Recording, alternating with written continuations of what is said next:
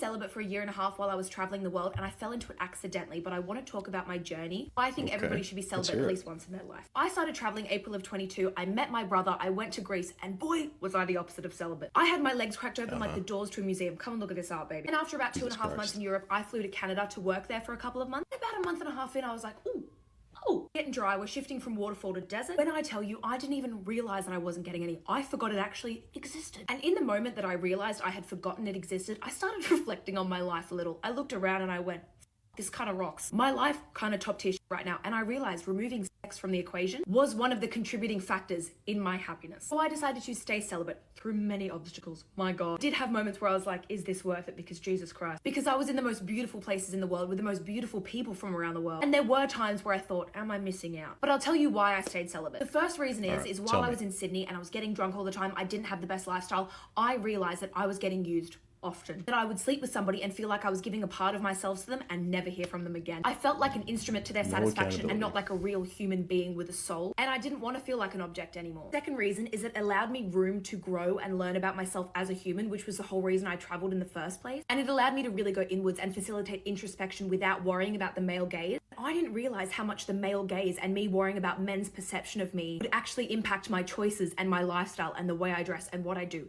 It is crazy. So when I removed that from my life, I became so much more independent. I leaned into my authentic self. I felt like I could be my fun, energetic self, which isn't always appealing to men. Third reason I decided to stay celibate is because my girl's health, oh my God, and my physical health improved drastically. When I was hooking up with people regularly, I always had tonsillitis. I was always sick. Down here wasn't great. Because one factor is your partner can spread infection and disease to all parts of your body. But also two, often your body how many actually guys did rejects she the go person, through? and that sometimes manifests as illness in your body. Can I just say, since then, never had a scent problem. This is clean down there, babe. And the fourth reason is that I actually want a relationship, and you would be surprised when you take off the table. It weeds out all the bad people so quickly. I only want you for that. As I was traveling, I would start seeing people. I would tell them that I was celibate, and you would watch how quickly those people leave your life, and the people that are actually interested in you, they stay. Lastly, I realized that that act is a very intimate and spiritual thing for me, and I want it to be with somebody that I love and with somebody that cares about me, because it is so much better that way anyway. It was such a beneficial year and a half for me and my development and growth as a person. Wow, there is a lot there. One thing, but isn't it just fascinating how we're able to see stuff like this online?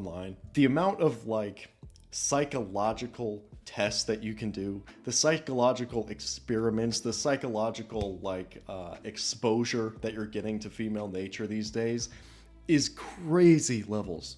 You probably wouldn't have been able to see anything like this at any other time in history. It's just fascinating. Let's dive into this a little bit. So one, it's like she was painting a picture that she was getting with so many guys that it was affecting her health. Can we just pause on that and give it a whole big fat yikes? Like, bro, what? And the thing is, man, I have no problem with women wanting to stay celibate. I have no issue with it. The thing I have an issue with is like, you gave it up to potentially, like, she makes it seem like it's 100+ guys. Let's keep it real. She gives it up to 100 guys for basically nothing in return. And now she expects this next guy to wait all of this time, like, oh no, I'm all pure now. I don't do it anymore. I'm a good girl. Like, no, no, bro. You can't just erase your past. That's not how it works. So it's like, good, you are saving yourself to find the right man.